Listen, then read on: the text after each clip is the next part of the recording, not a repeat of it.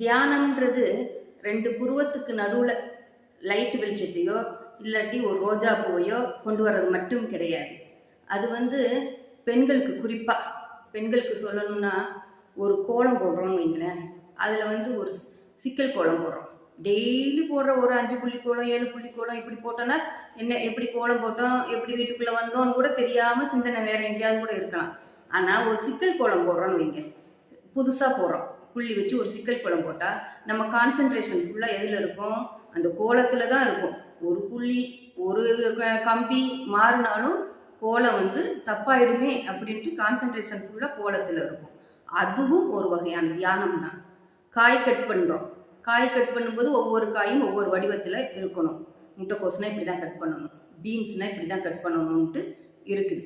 அதை கட் பண்ணும்போது அதுக்கான இதுலயே கான்சன்ட்ரேஷனா காய்கறி கட் பண்ணி சமையல்ல கான்சன்ட்ரேஷனா செஞ்சோம்னா அதுவும் ஒரு வகையான தியானம் தான். ஆனா டெய்லி வைக்கிற பருப்பு குழம்பு, டெய்லி வைக்கிற புளிக்குழம்பு வைக்கும்போது சமைச்சு முடிக்கிறதே நம்மளுக்கு தெரியாம போயிடும்.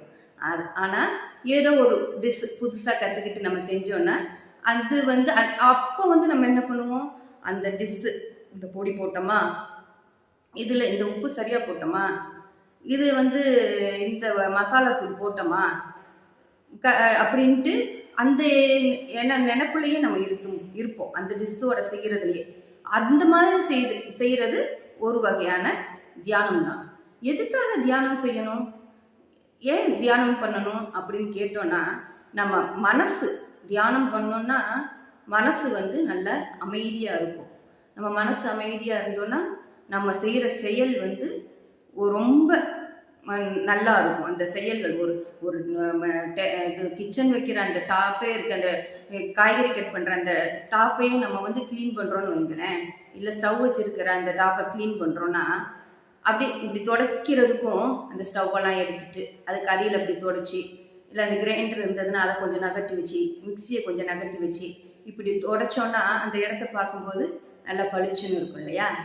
அதனால அப்படி நம்ம அதில் கான்சன்ட்ரேஷனாக பண்ணோம்னா அதுவும் ஒரு வகையான தியானம்.